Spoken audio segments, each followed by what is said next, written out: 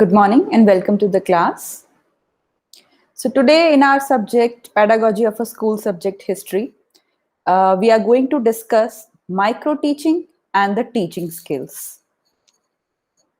And the learning objectives for this particular topic is to enable teacher trainees to learn and assimilate new teaching skills under controlled conditions.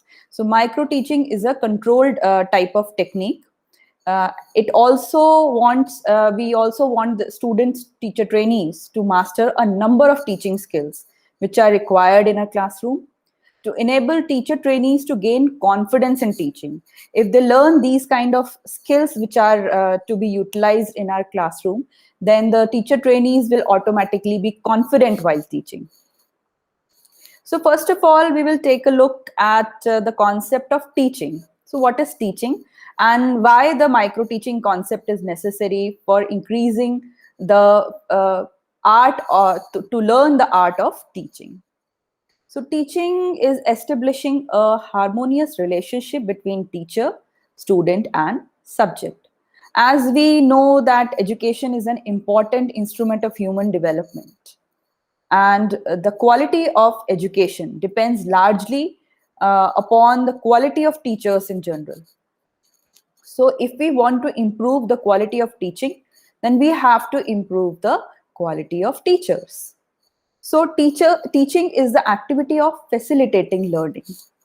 We need as a present role, as a current role, the teachers are no more friend, philosopher or guide, but they have translated into a facilitator. They have to make available the knowledge whenever, wherever possible to the students. So for this, it was felt that earlier that there was no other way to observe how to improve the skills of teacher trainees. So to improve the quality of teacher training programs, the educationists wanted to reshape the teacher education program.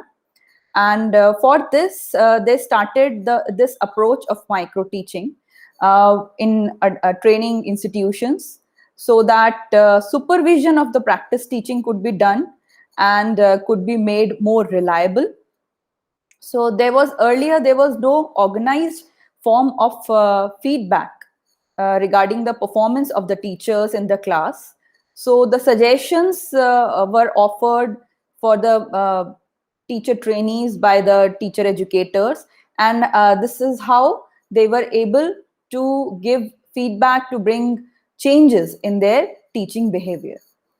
So the concept of micro teaching evolved from teachings of Robert Butch and D.W. Allen in 1961 at Stanford University, USA, as a vehicle to improve teaching skills of teachers. So there they tried to find out how we can give suggestions, feedback, constructive feedback to the students and bring changes in their behavior.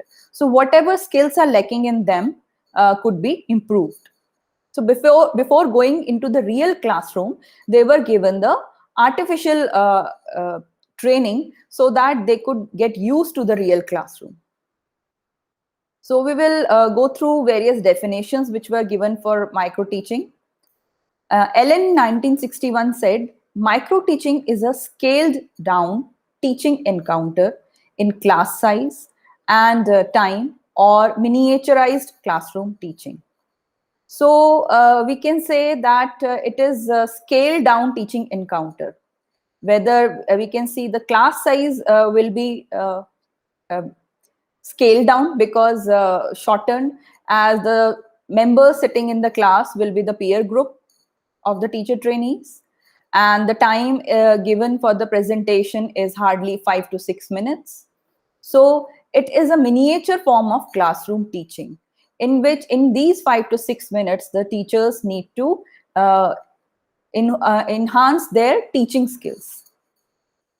Jangira Veres said that micro teaching is a training setting for the student teacher where complexities of normal classroom teaching is reduced by practicing a particular teaching skill for 5 to 10 minutes on 5 to 10 people using single concept.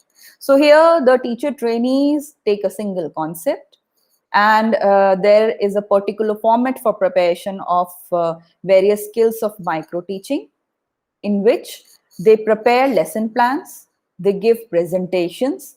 There is a whole cycle which we will discuss later about the micro teaching. So they plan and they present, and the timing is scaled down, so it is only for 5 to 10 minutes, and the class size is also a minimum. So there are hardly few students sitting there, the peer group, and it is a kind of training which is given in the form of micro teaching. So according to Ellen and Eve in 1968, micro teaching is defined as a system of controlled practice that makes it possible to concentrate on specified teaching behavior and to practice teaching under controlled conditions. So Ellen and Eve said that it is a controlled conditions, because in a classroom we cannot say what is going to happen next. Every day is a new experience for a teacher. So in micro teaching, it is, however, controlled because the size is minimum, the topic is already planned. There is a teacher educator to guide, to ask the teacher trainees to replan their lesson plans and then represent. So everything is controlled and according to the cycle. And whether in real classroom conditions, a teacher cannot say cannot predict what is going to happen next time or the next moment. So micro teaching is one of the most important developments in the field of teaching practice. And micro teaching is a constitute teacher training technique. So it is a versatile tool that simplifies the training to bring modifications in the teacher's behavior. And also it is a kind of a simulated skill for teaching. So it is more analytical method, because here the all the discrepancies which teacher trainees are making while teaching are sorted out. So it is a controlled practice in which the normal complexities of classroom are reduced, and that makes possible to concentrate on teaching behavior in the student teacher training. So it is so-called, it is analogous to putting the teacher under a microscope. So why the word micro is added here? So that because like a microscope, every minute mistake is observed of the student, and thus by giving suggestions, by giving feedback, by giving supervision, the teacher educators try to bring changes in that. So all the faults in teaching methodology can be brought out by the observers to give a constructive feedback. It also provides skilled supervision with an opportunity to get a constructive feedback. So this is very important. The feedback should not be in the form of negative way. It should always be given in a constructive way. So the teacher educators should also suggest how the teacher trainees can improve if they are lacking in some area. So we can say that classroom teaching is like learning to swim at the deeper end of the pool, and micro teaching is an opportunity to practice at the shallower and less risky side, because the pressure which we have in our real classroom teaching is not here in the controlled situations, in the artificial situations. It is a teacher training technique. We have discussed this, that it is a which helps teacher trainee to master the teaching skills. Various kind of teaching skills are suggested by the educationist. We will discuss it later. So it requires the teacher trainee to teach a single concept of content using a specified teaching skill for a very short time to a very small number of pupils. So as we have seen that the idea originated for the first time at Stanford University in USA. There was an experimental project going on in which teaching skills was to be identified. And at that time, faculty members were Bush, Allen, McDonald, Etchison, and many others. So the team of experts then assigned and saw what could be done at this point of time. So they tried to find out how could we bring changes in the teacher's behavior. So whatever was experimented at in Western countries, later on it was changed in India when it was accepted and introduced in India. So here we can see the Department of Teacher Education in the NCERT designed a project to study the effectiveness of micro teaching in 1975 in collaboration with the Center of Advanced Study in Education, CASE, Baroda. So here also the experts tried to introduce new things according to the Indian conditions. So research and training programs for teacher educators were also initiated in collaboration with the Department of Education in University of Indore. And Dr. Pasi, Dr. L.C. Singh, Dr. N.K. Jangira, they developed instructional materials which were used to train teacher educators. So basically, it was introduced in India by Mr. D.D. Tiwari in 1967.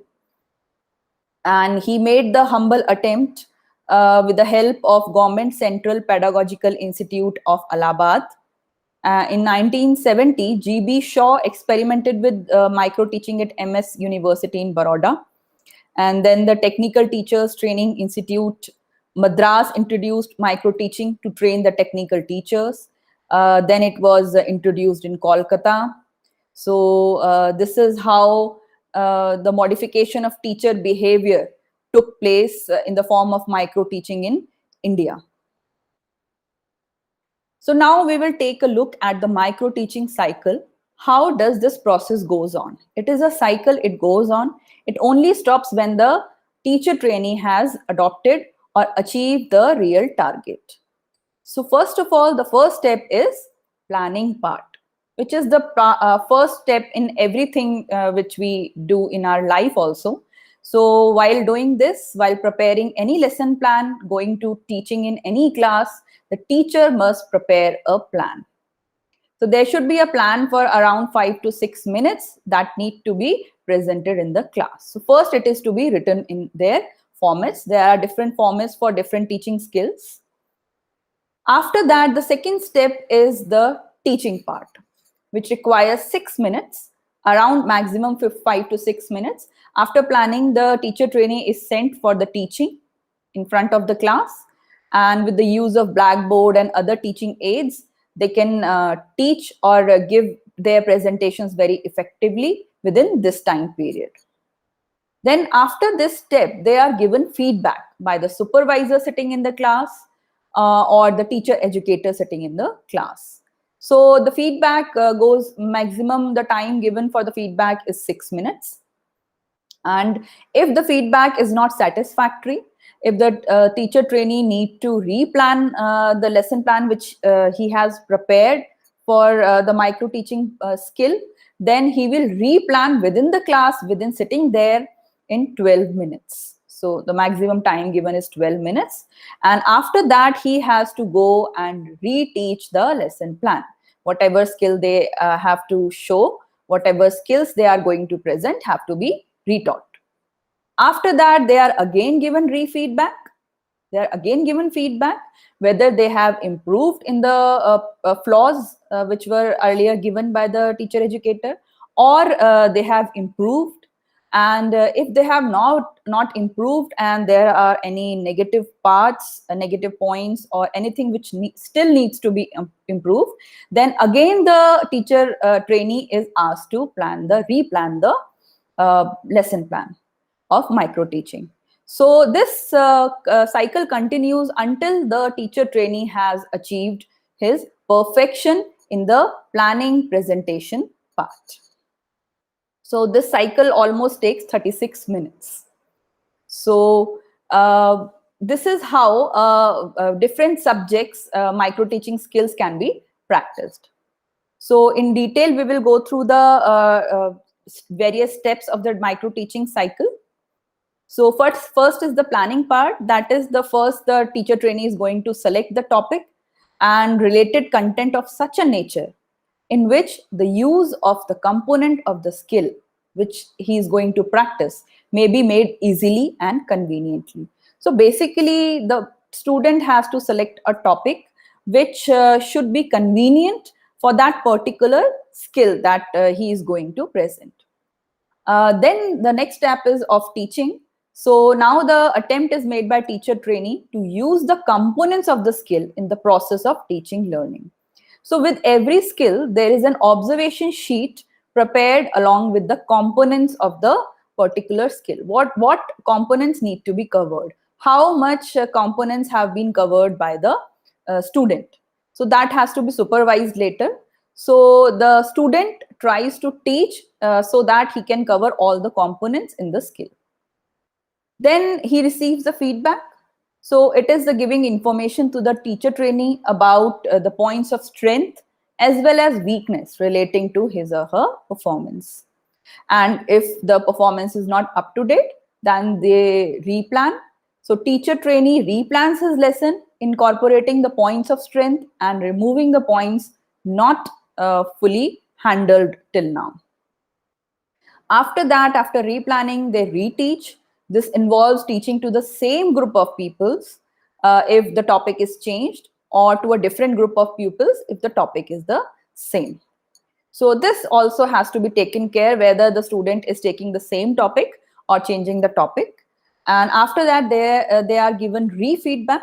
So this is the most important component of micro teaching for behavior modification of teacher trainee in the desired direction in each and every skill practice. Now we will discuss the components of micro teaching, which are the parts of micro teaching, that is modeling, feedback, setting, and integration. So what are these? So modeling of the lesson plan, making the lesson plan, presenting that. Okay, this is one of the component of micro teaching. Without it, we cannot complete the micro teaching process. So they have to do the simulation. They learn, they see the demonstration given by the teacher educator, they learn the theory, they try to incorporate all the components, and then they get the feedback. So feedback is the most important component of micro teaching. If the teacher trainee is not given appropriate feedback, so they will not be able to improve their skills, improve their teachings, teaching points in which they are lacking. Then the setting. The setting of the micro teaching class is to be such that there need to be few students, one supervisor who is going to give feedback, and also there should be a classroom environment. It is not such that the setting should be such artificial that the teacher training does not feel like a teacher there. And then integration of all the activities, all the steps have to be done in the micro teaching. So once one skill is achieved by the student teacher, by the teacher trainee, then they have to move forward to another skill. So what is the purpose of learning different skills, different core skills? The purpose is that later on when they go on their practice teaching, when they go in the real classroom, they have to integrate whenever they need any skill into one. Then we can also say that there are different phases of micro teaching.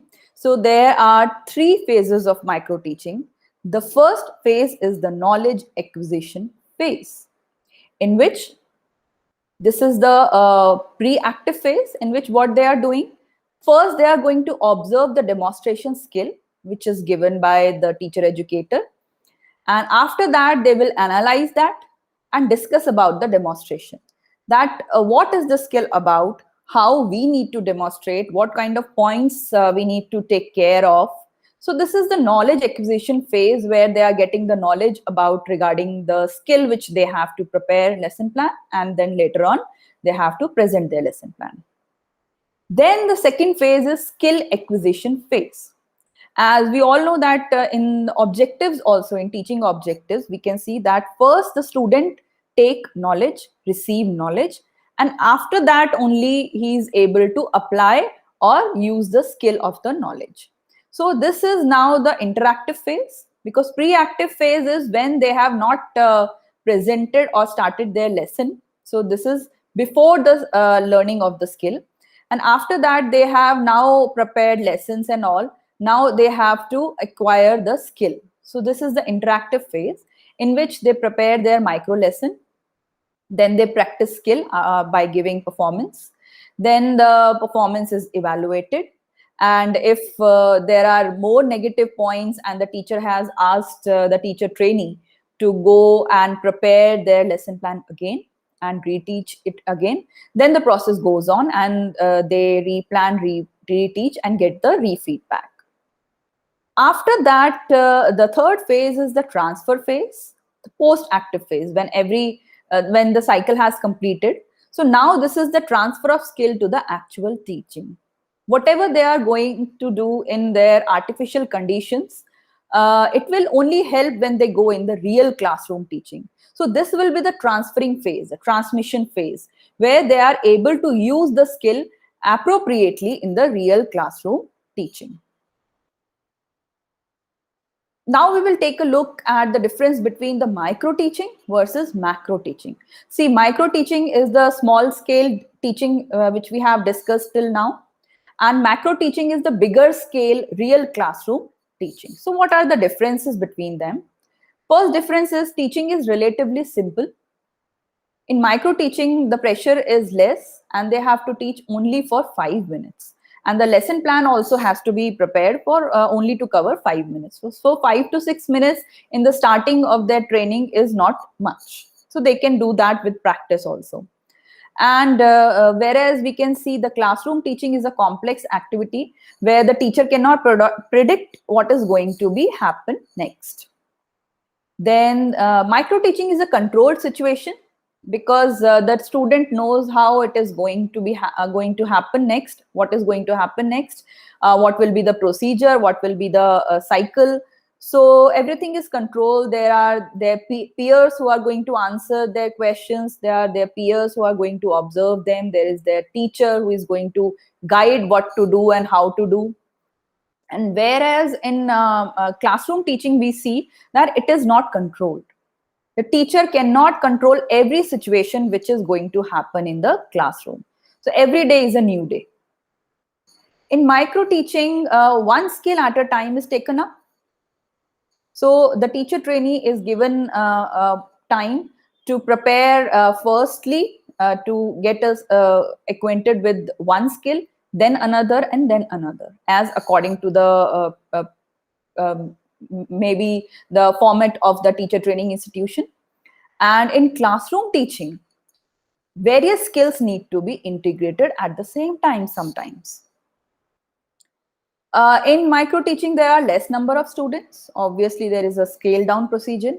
And in classroom teaching, there may be many more students, up to 35 to 40 students sometimes. So in the teaching time is 5 to 10 minutes in micro teaching. And whereas in classroom teaching, the teaching time is according to the school schedule, school timetable. So that could exceed to 50 minutes also. In micro teaching, the feedback is given immediately by the teacher educator. And in classroom teaching, you are on your own and you have now to apply whatever you have learned in your training. So there is no immediate feedback. Yes, there could be procedures by the school administration through which feedbacks can be given to the teachers. So now, but you will not have chance to go back and learn the skills. So once it is learned in micro teaching, it will be very helpful if the teacher trainees learn it honestly. Then in micro teaching, there is a provision of reteaching, what we were discussing just now. So they are able to reteach. If they make a mistake, they can reteach. But if in classroom teaching, they make a mistake, there is no way to reteach. They have to give explanation to the management that why their teaching was defective or what was the problem with their teaching, why they were not prepared. In micro teaching, in artificial conditions, student gains confidence in teaching because they learn how to stand in front of other students or in front of class, how to handle the situations sometimes which are not in control. So various teaching aids, how to be used, the common teaching aids like blackboard, chalk and duster, how they have to be used. So various things they learn and they gain confidence. And in classroom teaching, if they are not confident, they will get tensed and scared, and that will provide no solution to the teacher trainee then. So classroom teaching is much more complex activity in comparison to micro teaching. Now we will go through the characteristics of micro teaching. So we can see that it is a real teaching situation, but it is not exactly the real teaching. It is a scaled down teaching in which the students are less, the material is less, the lesson planning is less, and the time to deliver the lesson plan is less. It is an individualized teaching because every individual is given chance to improve their skills, and much focus is given by the teacher educator on every student regarding their weaknesses or strengths. It is more controlled because everything is in control. Teacher educator can change the condition as per the requirement, so it is everything under control. Feedback mechanism is there because without feedback, no skill can be achieved or attained by the teacher trainee. So this is very important. The whole mechanism goes on. So the reteach, replan, everything depends on the feedback process. Now there are various merits of micro teaching. It reduces complexities of macro teaching, as it is scaled down teaching in terms of class size, class time, and teaching skill. So for the new teacher trainees who are just going to learn how to teach, because teaching is an art. So student trainees need to learn that art, how to teach. So for that, if the class size is small, if the timing is small, and only one teaching skill need to be excelled at one time, so it obviously reduces the complexities of the real classroom teaching. It provides opportunity to learn various teaching skills separately and clearly. So there are number of teaching skills which can be used in classroom teaching. So ample opportunities are provided to the teacher trainees where they can learn them separately and very clearly on the basis of improvements given by the feedbacks. It provides individualized attention to each student teacher. So none of the teacher trainee is going to escape this process, micro teaching process. This is very important that every student need to go through this process, micro teaching process, according to their pedagogy subjects. So equal individualized attention is paid to each student teacher. Immediate feedback. Whatever they present in the class for 5 to 6 minutes, they get the immediate feedback. So they will bring changes immediately while preparing lesson and while doing the reteach. By adding simulation, it can be made more real. So they can treat their peers like the classroom students. They can teach like a real teacher. So they can utilize the simulation environment which they have been given. So it can be made real also. It is a good research tool because they try to find out more and more solutions how to improve the teaching. While studying the merits, we also see that there are certain demerits also of micro teaching. Earlier, when it was found out in the micro teaching concept was given in Stanford University, it was predicted that video recordings should be done of the micro teaching class and later on should be shown to the teacher trainees. And if we take example of our country, so in India, resources are not that much available with our teacher training institutions that they can afford the video recordings, then maintain the video records and use the technological advances in their institutions. However, it is made possible nowadays, but earlier it was not possible. So it was most effective, but it was costly. Expecting feedback from observers all the time is not an easy task. When the observer or the teacher educator who is sitting in the class, they give feedbacks for every student. So this is a very tiresome job sometimes. And every time a teacher cannot give feedback, constructive feedback, which is required. So sometimes the feedback can be a mere formality. It is not real teaching. Yes, this is a problem because it is only an artificial and simulation technique, and it is not a real teaching. Integration of skills learned in teaching is not easy. When they present uh, various skills separately in micro teaching process, they don't know how to integrate these skills at once when they reach in class. But teaching is a process which can be learned by practice with experience with time. So this can be made easy later on. It is time consuming. Yes, it is time consuming because it is a cycle, and until and unless the student teacher has achieved their skills, perfection in their skills, the cycle will go on. So it is time consuming and it takes time. But with the teacher training, we can say that in modern times, it is most important because the time has been increased to 2 years. For this only, that they practice much and much in their internships and in their practical parts. So now we will see what is the feedback procedure, importance of feedback procedure in micro teaching, and how different teacher training institutions take the feedback procedures, carry out the feedback procedures in their institutions. So mainly the feedback is in the form of 5 types. First one is supervisors comments. So this is one of the feedback which they get, which is given by the supervisor sitting at the back, observing the student. How is he performing? What components he has not covered? What are his strengths? What are his weaknesses? So this is one of the process of feedback. Then there is peer analysis. The plan which they have prepared, that can be circulated among the peers, among their peers who are sitting in the class. So they can also analyze, they will also observe what is going wrong, what is going right, and what they can also adopt in their teaching, what they are seeing in front of them. Then there is interaction analysis.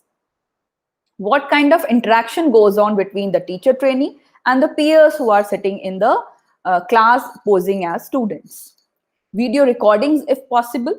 Nowadays it is possible. So video recording can be done. On the basis of that, it can be shown to the teacher trainee, and they themselves can see what they have done, and they will try to improve what kind of mistakes if they have done any. Self analysis. After seeing all these feedbacks, obviously the teacher trainee wanted to be improve their skills, want to achieve their skills so that they can bring perfection, and there is a healthy competition among them so that they can do better, and they are not asked to plan and replan or reteach. So self analysis is also one of the feedback procedure. So these are the feedback procedures through which micro teaching process can be improved.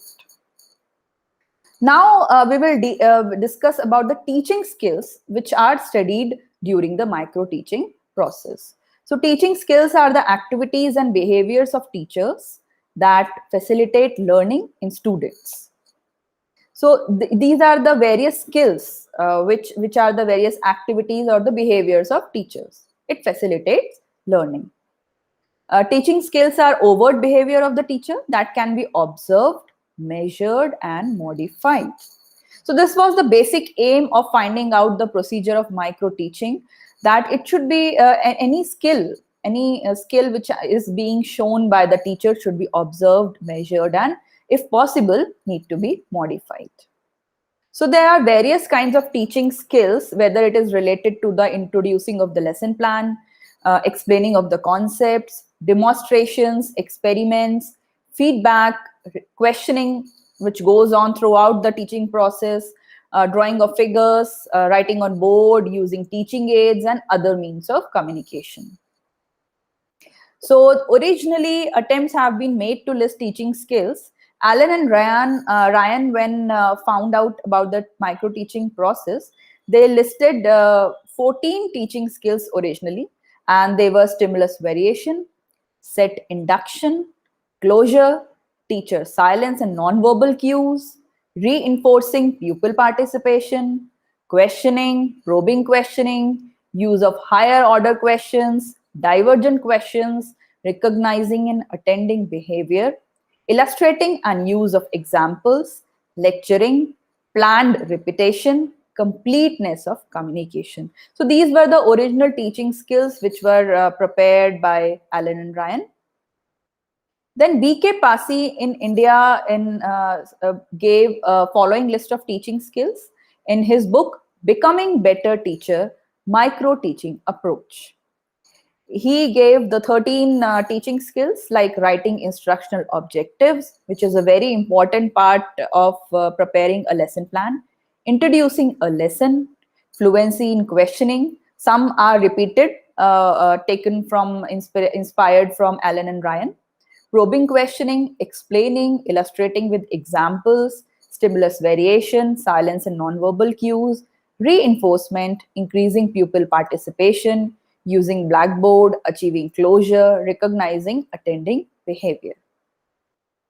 Then NCERT also gave some core teaching skills in 1982, and which were very similar, taken from Allen and Ryan and also B.K. Pasi. So these also included the similar skills which were given earlier. Some new skills added were the management of the class, diagnosing pupil learning difficulties and taking remedial measures, evaluating the pupil's progress, giving assignments, achieving closure of the lesson, pacing of the lesson, using of teaching aids, response management, structuring of classroom questions, and so on. So what are core teaching skills? Actually, it is not possible to train all the pupil teachers in all these skills. So there are various skills which need to be learned in any training program. And because of the constraint of time and fund, it is not possible. Therefore, a set of teaching skills which cuts across the subject areas has been identified. So every teaching institution are free to select their own core teaching skills which they need to teach. They have been found very useful for every teacher, and the set of these skills are known as core teaching skills, which covers the other assisted skills also. So core teaching skills can be counted as skill of probing questions, skill of explaining, skill of illustrating with examples, skill of stimulus variation, skill of reinforcement, skill of questioning, skill of using Blackboard, skill of introducing a lesson. So these are a few teaching skills which every teacher training institution teaches, and try to teach the teacher trainees so that they can at least learn the core teaching skills. So first of all, we will look at what is the introduction skill. It is actually a link between introduction and main points. So whenever a teacher is going in the class, he or she needs to give some introduction background based on the previous knowledge. They will ask few questions so that they can judge what is the knowledge level of the class. So it also attracts attention at the start of the lesson. So there are some skills which every teacher needs to know. Then after introduction, they move on to explanation part, in which they need to elaborate clearly all concepts. They can use illustrations, examples to make their explanation interesting. They need to find out the links, whatever they are presenting in the form of explanation. So all the sentences should be linked with each other, like with the verbs like and, so, apparently, exactly. So they should be done. Then there should be the meaningful repetition. If there are the concepts which need to be repeated time and again, so the teacher should make a plan so that they know when to repeat any concept. Compare and contrast, make differences. You can also interact within the explanation, ask some questions, and at the end you can ask questions to make class interactive. So explanation can be made interesting by various ways. Then there is skill of probing questions. See, skill of questioning is very important, and it is an important part of our classroom teaching procedure. And if a question is not being answered by the student, then what the teacher will do? They should know that. They will not stand there idly or give the answers on their own. They need to ask more questions. They need to frame more questions so that the student can answer whatever the teacher is expecting. So for this, they can use probing questions. In this, they can go give some hints. They try to transfer the question from one student to another student. They can refocus on the question, try to ask question in a different way. They can redirect again to the same student who has not answered the question, and they can increase the critical awareness. They can give hints in the form of new points so that the student will be able to give answers. So it should not be become habit of students that they are not going to answer any question. They should try every time. This is very important to introduce participation by the students in the class. Then there is a very important skill of stimulus variation.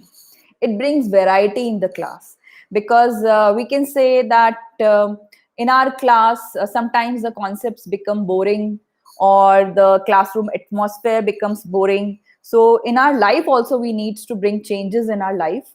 And for that, we bring changes, do new things. So this is how we need to bring changes in our class also. So to bringing variety in the various stimulus which we are giving in the class, we need to take certain steps. Like, teacher should walk in the class, not for distraction of the students, but to gain attention of the students. Students movement. Students need to be involved in the class. For that, teacher can ask them to come and solve any problem on the blackboard, or draw any diagram on the blackboard, or write the correct answer on the blackboard. So this is how the teacher can go to the student, or the student can be asked to do things in front of the class. Regularly, they can interact with the student. Students can be asked to interact with among themselves also. Teacher can talk in different ways. They can sometimes use different aids or audio visual switching. They can make use of teaching aids, in which sometimes they are speaking, sometimes they are making use of blackboard, sometimes they are doing pausing, so that they can bring attention of whole of the class on them, on their topic, on their methods. And also voice modulation. Whatever topic they are teaching, they need to bring changes in their voice, sometimes high pitch, sometimes low pitch. So they have to learn how to give emphasis on certain words, how to bring modulation while they are explaining. So these all things are going to bring variety in their class, so that we can avoid the boredom. Skills of using teaching aids. This is very important, because without teaching aid, without using of any teaching aid, the class cannot be made interesting. So the teaching aids should be simple, not very complex, because it can take teachers time also in preparing that teaching aid. It should be appropriate for the class, for the topic, and for the subject. It should be interesting. It should not be a mere formality. It should be presentable in the class. If a chart is prepared with a bad handwriting on it, or with spelling mistakes on it, or with small letters on it, it will not be a useful teaching aid to be presented in the class. Students' participation.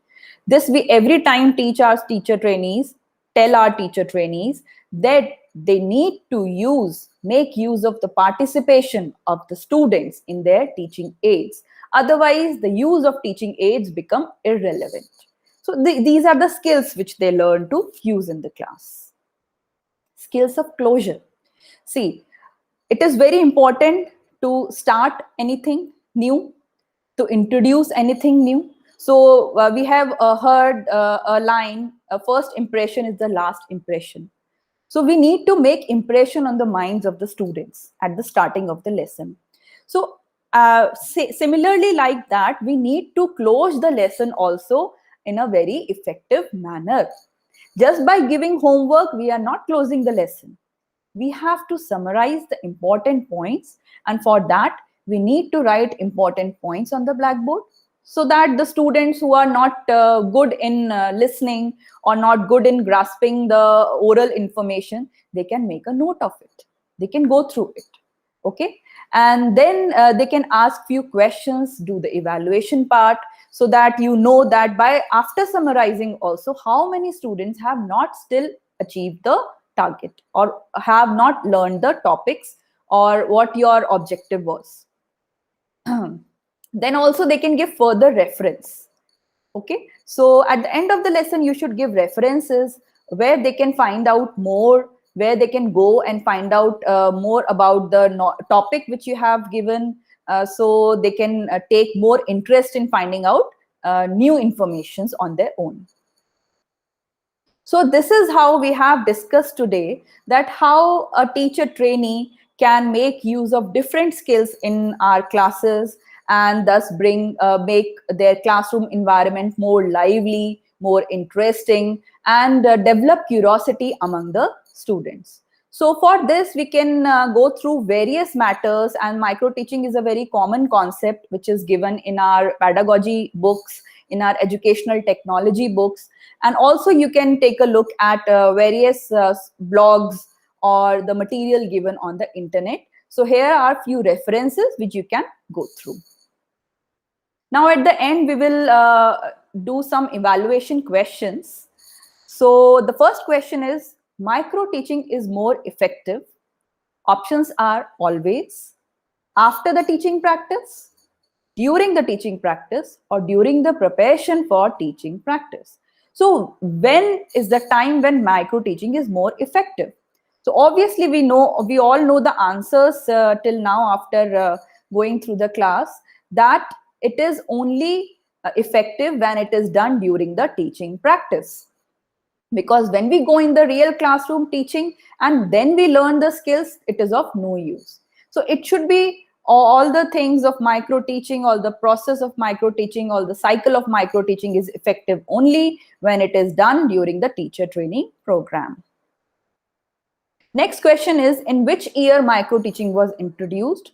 So the project was started in 1960, and we can here see the options: 1960, 1963, 1970, or 1980. And in 1960, the project was introduced, and in 1961, it was implemented. Which of the following is not a micro teaching skill? So we can easily identify which is not a micro teaching skill, the core teaching skills which we have discussed. The options are skill of introduction, skill of explanation, skill of stimulus variation, or whether it is the skill of thinking. So we have discussed about the first three skills, that these are the core skills and the most important skills. And obviously the skill of thinking is not a very important micro teaching skill. It can be given importance in subsidiary skills, but not in the core teaching skills. Next question is, questioning skill in teaching is mostly used in. Why it is used? Options are ensuring students' active participation in learning, memorizing the facts by students, making students understand, preparing students for examination.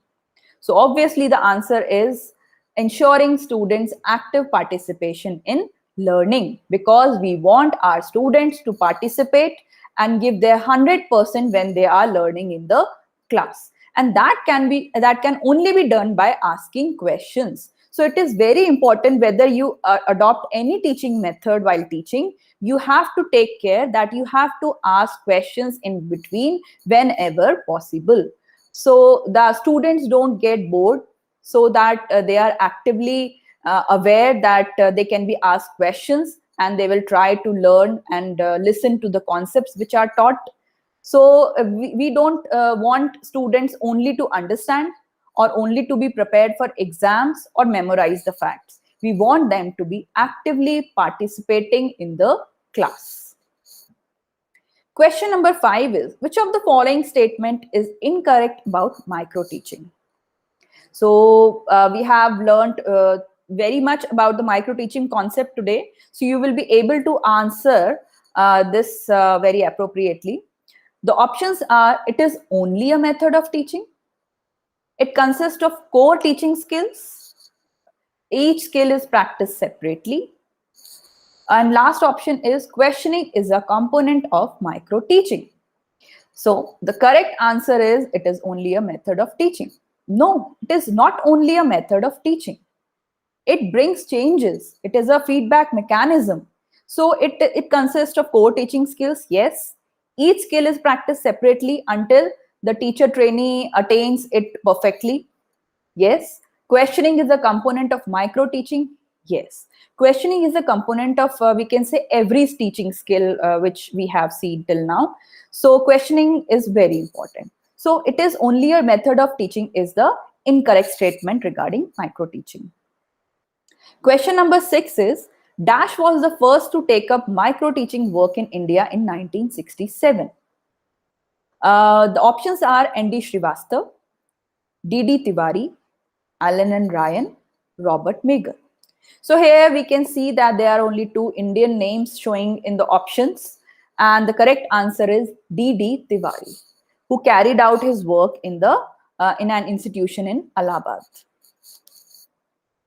Next question is, identify the correct sequence of the phases of micro teaching.